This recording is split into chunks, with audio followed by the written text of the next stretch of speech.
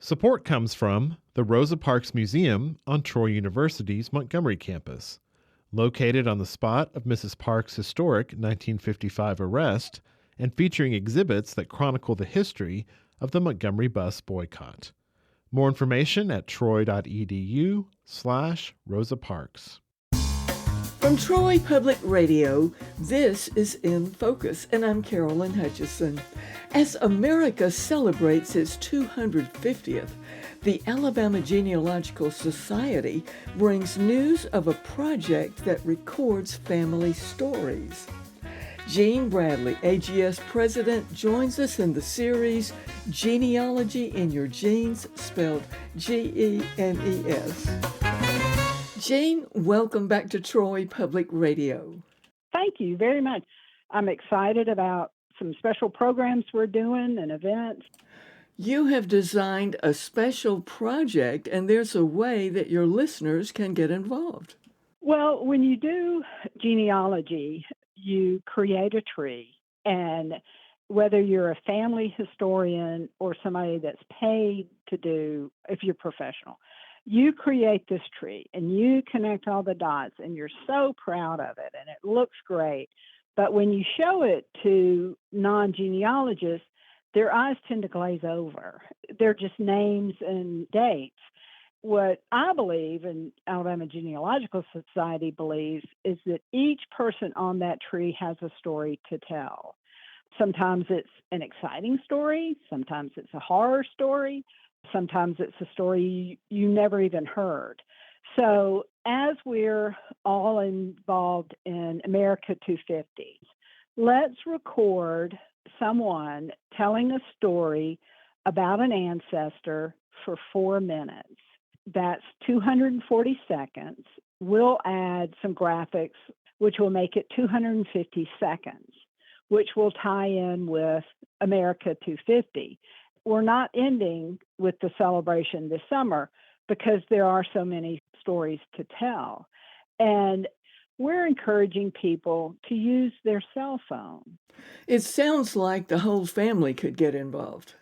If you've got teenagers that live on their cell phone, they know how to do it. And there are apps on their phone where they can edit and can take pictures of maybe some photos you have. And we will put those on our website, our YouTube channel. Alabama 250 said, hey, we'll take them. I had a friend of mine say, I don't think I could tell an ancestor story in 4 minutes. Well, she turned and was talking to somebody else, and she told a story. And I said, you just did it. A lot of these stories seem to be told around the family table. And when you tell family stories, our friends in academia call that hearsay. And I say, who cares? A family story is a family story. And it could be true, it could be embellished, but it's part of your family lore.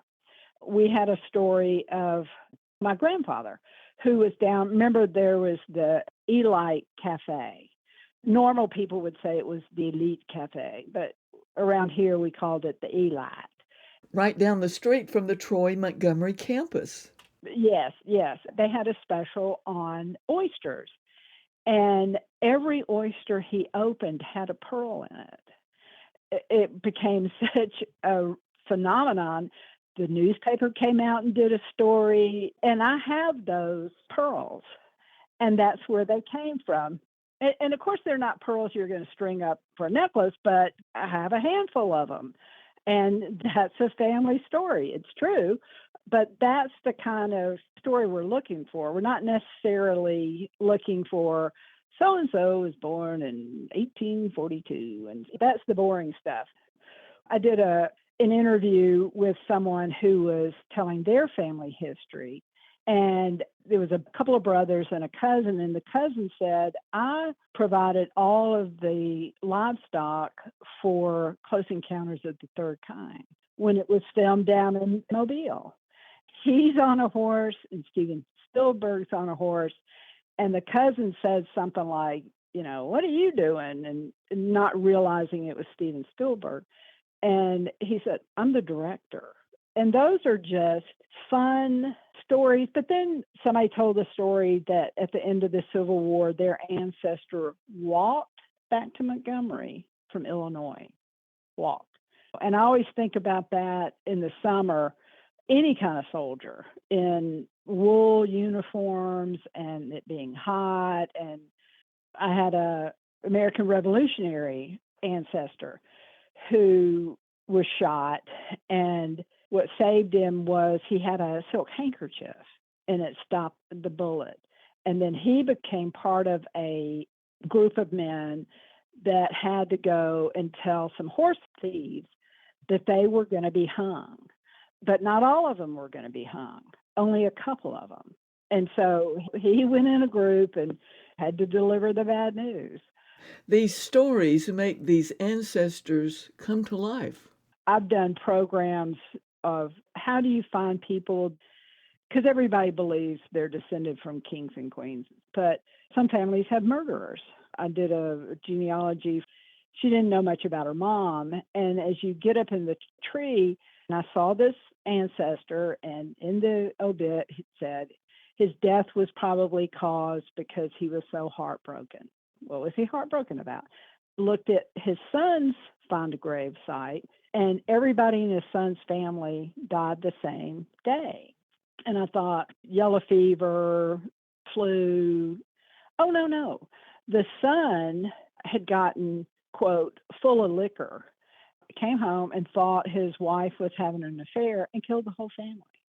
So you have these newspaper accounts, and back in the day, it was glorious writing. It was very descriptive. And so I'm looking at the newspaper account, and next to it is a story of a little boy that the parents hear him, and this is like 1800s, a little boy yelling in the yard in the field next door because a bald eagle is trying to pick him up, carry him off. That gets you into wanting to learn more about your family. Are any of these stories you've been talking about posted on the website? Not yet. I've got a couple that I've done, one with a friend of mine on a cell phone, and she talked about her father who was on the USS Alabama and what had happened with that. And the picture is a picture of one of the planks from the USS Alabama that the family had been awarded.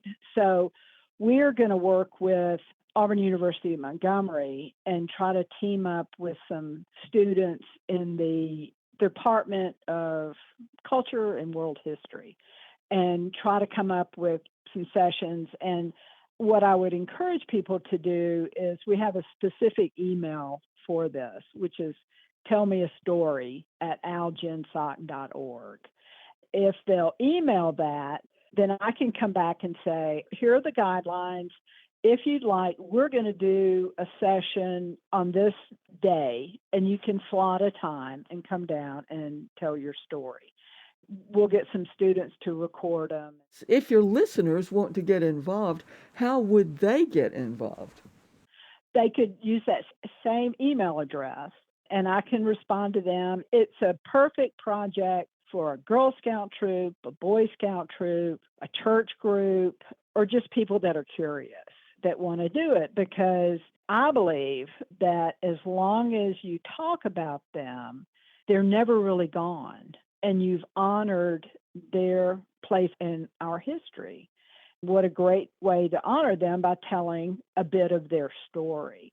Before we run out of time, can you give us the Alabama Genealogical Society website? It's algen, ALGENSOC.org. Jean, thank you for being our guest today. Thank you for having me.